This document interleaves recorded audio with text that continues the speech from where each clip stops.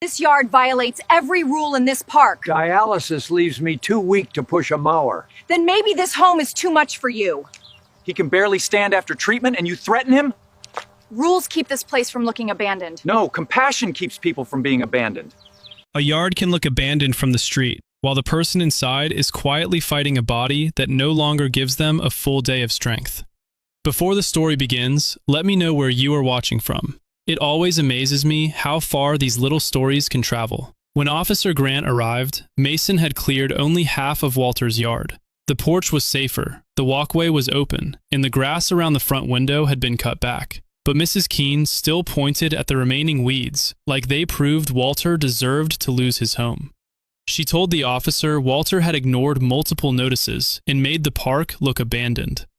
Officer Grant looked stern as he stepped onto the porch, but then he saw Walter sitting in a chair, still wearing his dialysis band, with both hands trembling in his lap. Mason explained that Walter had not refused to maintain the yard. He was 84, sick from treatment, and spending his money staying alive. Mrs. Keene said illness did not erase rules. Then Walter looked toward the birdbath and whispered that the officer should at least let Mason finish clearing that spot. Mason knelt again and pulled away the thick weeds by hand. The buried stone slowly appeared. It read, "Tommy's birds, age 9, still flying." The porch went silent.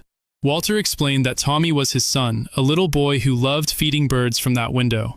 Tommy had died waiting for a kidney transplant many years earlier. After the funeral, Walter and his wife placed the birdbath there and planted yellow flowers around it every spring. When Walter's own kidneys failed, he promised he would keep the flowers alive for Tommy, but treatment took the strength from his hands and the money from his pockets. Officer Grant looked through the window and saw an old photo on the wall. Walter, his wife, and a small boy holding a bag of birdseed. His expression softened. He told Mrs. Keene this was not a man abandoning his property. This was an elderly tenant trying to survive while holding on to the only memorial he had left. Mason finished the lawn, cleared the weeds from the birdbath, trimmed around the window, and opened the flower bed again. A neighbor brought water.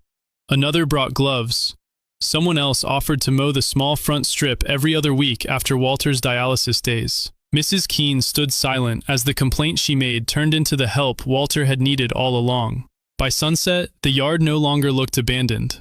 The walkway was clean, the porch was safe, and Tommy's birdbath stood in the light again. Officer Grant told Walter he would not issue a citation that day.